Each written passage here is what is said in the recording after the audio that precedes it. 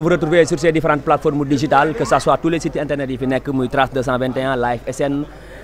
Click Dakar 221 mon ami mon frère Omar nga xam ne moom mooy borom Teranga Actu si ma juumul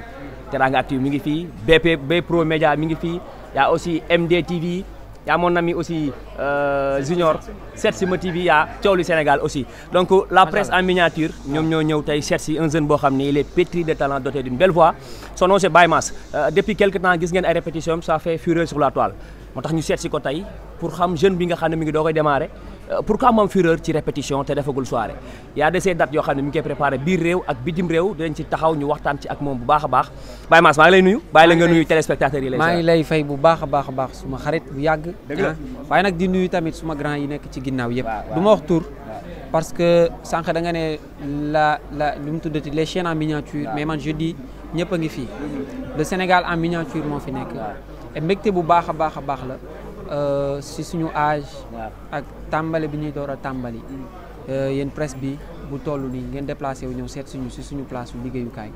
mbégte bu baax a baax la maa ngi leen di delloo nuyu bi di leen jaajëfal nii. On va commencer l'émission à travers sa signature ak waa Subatel Music yooyu ay premiers jeunes à part leader yi fi nekk ñoom Sidi Diop Pape Diouf Wéréva yu signé woon ci label boobu noonu yow nga doon jeune Matar Diop déniché la ci parmi les jeunes yi nekk ci réew mi y a des jeunes très talentueux nekk ci réew mi def musique comme yow lu tax Matar am choix ci Baye Mass ak groupe am recruté ko indi ko ci biir label bi selon toi ak staff bi nga àndal lan la ban liggéey la. waaw comme on dit rek li def sa différence ba tax ñu koy wax le meilleur producteur de l'Afrique jàpp naa ne mooy dina gis loo xam ne dafa nëbbatu parce que bi ñu door a dugg Subatel li ñu liggéey nii te ngeen fekkee ko nekkul woon si Baye Mass wala boog da doon nelaw man boog gisuma ko woon honnêtement mais il a su voir ça de loin woo ma ànd ko nag ak équipe am boo xam ne su ma waxee tur rek damay juum di ko tàmbalee ci Matar Diop Subatel ba ci man mi gën a nekk xale ci label bi c'est une équipe extrêmement colossale bu mu créé autour de moi ñu tëju nag di liggéey donc jàpp naa ne li ko def mooy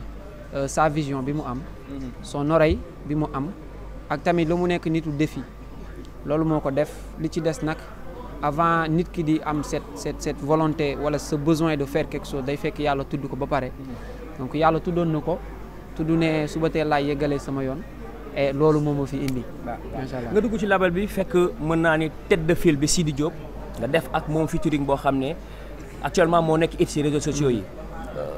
bi nga ñëw stressé nga woon pour def dara pour mu neex Sénégal parce que boo ñëw ci label boo xam ne gan nga fa doon xale di def ak koo xam ne moo fa nekk leader stress day am est-ce que li ñu génne man ak moom dina neex Sénégalais yi ngeen nekk studio di tëgg li ngeen doon génne ak Sidi Diop amoon nga stress est-ce que bu génnee dina neex Sénégalais yi parce que on connaît Sidi Diop mais sa voix ak voix Sidi Diop day am yeneen public bi muy touché est-ce que prévoir woon nga buzz bi single bi am mu am ko. bon mun naa ne buzz du la ñuy prévoir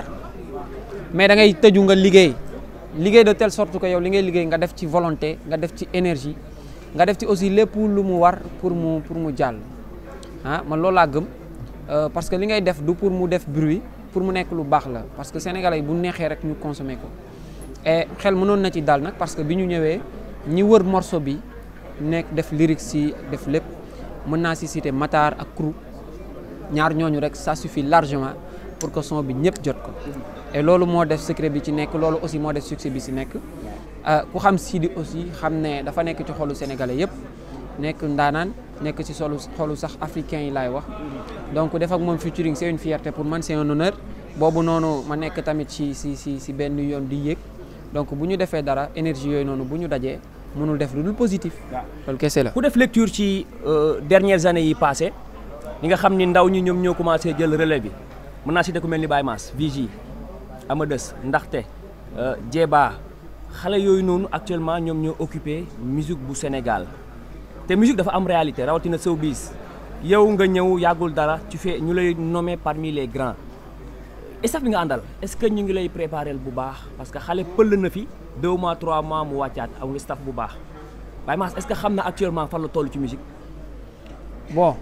li may wax saa su ne rek mu nekk benn affaire bu may répéter si sama turu frère yooyu noonu man c'est une fierté actuellement nga gis scène musicale bi ay jeunes occupé ko parce que musique nag xale moo koy def xam nga et ñi fi nekk aussi tôt ou tard dañ fiy jógee ils vont pas continuer à faire carrière pendant 20 ans ci kanam wala 20 ans ci kanam duñu fi nekkaat donc il faut ñun ñu teel a pare pour jël relève bi ba pare occuper tamit li nga xamante ne mooy scène bi loolu moo tax c'est un honneur c'est une fierté ba pare tamit xel lay dal nga gis ñun suñu génération ñu occuper ko man nag comme je dis je fais pas du showbiz. pourquoi pas doo def showbiz. dama tax je fais pas du showbiz dama tëju ay kilifa wër ma may liggéey. est-ce que jeune wala artiste war na def musique te du def showbiz est-ce que dina ko arranger. te non xam nga la moo tax ma ne dina ko arranger. waaw man ñi ma wër képp kuy musique Sénégal boo sañoon ñu wër la li may wax nii je pèse bien mes mots képp kuy musique Sénégal boo sañoon Matar nekk ci sa ginnaaw bu nekkul sax ci ginnaaw ñëpp donc boo amee ku mel noonu am une équipe soudée autour de toi da ngay focus ci liggéey ah parce que liggéeyal la ma sant moom Matar waaw nelawal liggéeyal loolu ma sant donc je me concentre sur l'essentiel et le résultat sénégalais yi nag ñoom laa koy bàyyal ñoom ñu jël ko mais nous on travaille et on travaille positivement on fait notre bonhomme de chemin xooluñu autour wala bu ñuy xool autour c'est pour faire lu ñuy wax concurrence bu saine parce que baax na ci dëkk dina tax musique bi avancer nga xool suma frère mu def benn musique bu rafet ma ne mais pourquoi pas ma def style bi mais ma gën ko développer ma di ci sama touche personnelle et loolu moo tax wala loolu moo def li tax le featuring avec Wally am li tax le featuring avec Sidi Diop am donc loolu laay continuer loolu moo nar a def résultat bi ma bëgg. saturation bi am ci musique bi rawatina ci label yi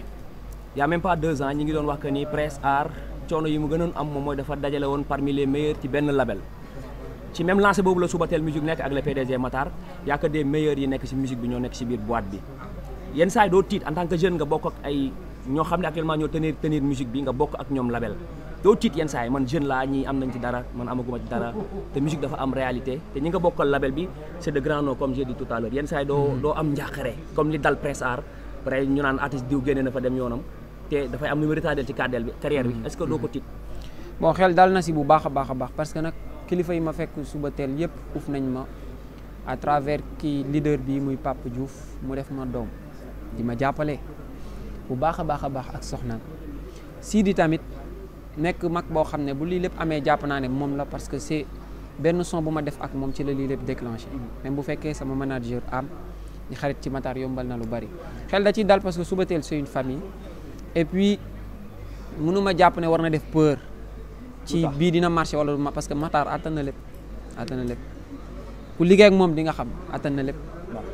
Sidi Diop bi mu ñëw Subatel Matar Diop Subatel dana ko dinaa la yóbbu Zénith dinaa la yóbbu Bercy bi mu avant mi signé bi nga demee yow ak sa manager am lan la yan projet la Matar wax parce que kii ko ne Matar xam ni nitu challenge la moom boo ñëwee da lay challenge danaa la dinañ def lii c'est-à-dire moom c'est un promoteur buy teg carrière naan la fii ngay jógee dem fii Sidi Diop yóbbu na ko Grand Théâtre yóbbu ko Zénith te j'en suis sûr mi ngi préparé yóbbu ko Bercy yak sa manager lan la leen Matar promettre. ci li ma mën a wax mooy bi may dugg ci moom am na lu ma laaj mooy ndax pare nga pour concentrer wu ñu liggéey. nga ne ko ma ne ko pare naa pour concentrer wu ñu liggéey mu ne ma concentrer wu liggéey ci loolu laa ne defaguma fa 5 mois j'ai fait Montréal avec Pape Diouf. J'ai fait Trois-Rivières. J'ai fait Québec. Le 27 je serai avec Pape Diouf sur Paris à l'Opal. Le 3 janvier je serai sur Paris à la Marbrerie si sama événement bopp en live avec mes musiciens et c'est une fierté à mon âge nekk derrière Matar mun a def lii nii lépp et le 15 maa ngi COP 21 ak sama bande donc étant jeune je travaille avec sama bande maa ngi ressentir sama équipe ñu ngi ressentir cette évolution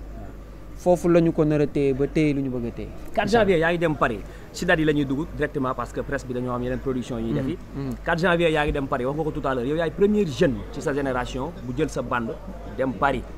say grand frère dañuy dem bëgg a dem Paris bëgg a yóbbu musiciens yëpp day am ay quelques lacunes yu ci am faute de visa wala faute de nangam ba de nangam c'est ça fan lañ toll ci liggéey boobu noonu professionnellement parlant parce que annoncé nga Sénégalais que ni Baye Mass sera en live moom ak musiciens yi bu doon playback la sax du métti yaa annoncé que ni da ngay dem yow ak say musiciens. est-ce que xel dal na ci visa yeeg ak ni jamono tëddee. bon xel dal na si inchallah parce que nous on travaille et 5 ans ci kanam 10 ans ci kanam inchallahu rabbi bu ñu fi yàlla bàyyee. Subatel band ak Baye Mass nii la ñuy taxawaatee nii du manqué bu yokkuwul nii la ñuy taxawaatee du musique biir Baaramundi musique COP 21 musique feneen ak feneen ak feneen pour satisfaire suñu public. donc xel mun na ci dal am nañ crédibilité bi am nañ gëm-gëm bi et lu mu laaj pour circuit bi ñu war a jaar pour dem ci jàmm ñëw ci jàmm bégal sénégalais yu nekk foofu ak public ba fa nekk sax te duñ ay sénégalais dinañ ko def lu ci yàlla dogal nag ñu xam ne loolu la ci yàlla dogal li ma mën a wax sénégalais yi mën ko wax tamit ñi nekk sur Paris mooy le 3 janvier Baye Mass sera en live ak Subatel Band à la Marbrerie incha allah. la pluie des dates ba ma ñëw la pluie des dates am date yu bëri macha allah je touche du bois te décembre ñëwagul te j'en suis sûr décembre di nga am ay dates yaa ngi waaj dem ànd ak Pape Diouf le 27 décembre Opal yaa ngi waaj aussi def ay soirée fii si biir réew mi loolu aussi lan la Baye Mass moo bëgg a prouver que ni ça y est je suis là. bah je suis là. alors Baye Mass tout d'abord maa ngi lay nuyu. maa ngi lay fay. dañoo gis ne Baye Mass bi ngay soog a door sa carrière étant jeune sénégalais yëpp dañu nga xàmmee woon ci way loo xam ne da ngay jooloo sénégalais yi ñëpp du la ràññee nga dem ba ndaw la bu dem. bëri na ci à chaque fois rek boo woyaanee sénégalais yi dañ ci seen bopp ba di jaral ñuy jooy suuf ñu gis ne ces temps-ci yaa ngi changé di def ambiance est-ce que mën nañ xaar beneen Baye Mass suuf seen mu fecc bu wëndeelu comme si digga mu ngi koy defee waaw bi ñuy def ndaw période boobu wala ñuy def son musique bu soft boobu noonu dañ leen doon wax à travers suñu ay apparition que mën nañ def leneen xëy na am na ñu ko gëmoon am na ñu ko gëmul woon ba tey ñu def leneen donc mën nañ def leneen tamit et que suba tamit bu ñu ko gisee noonu lañ leen waxee mën nañ def leneen moi je fais de la variété musique laay def je chante sur tout et gëm naa ne je chante sur tout parce que am naa l'équipe qu'il faut sànq bi may commencé maa ngi la naan peut-être lii tax yàlla def ñu nekk biir Subatel mooy ña fa nekk te diriger musique bi te diriger label bi xam nañ comment repérer wala comment flairer loo xam ne mën nañ si def leneen wala boog loo xam ne day nelaw si nit ki ni ñu def ba yeeli rek doyloo naa leen gëm naa ne mën nañu yeel leneen waaw parce que si suñu ay début lañ nekk encore une fois. alors Baye Mass ñu ngi lay nuyu di la féliciter encore une fois mais dama bëggoon xam rek ci benn aspect tey qu'est-ce qui fait la différence entre Baye Mass et les autres artistes. mooy liggéey comme nu ko kenn defewul liggéey kese. D'accord. waaw C'est bon alors.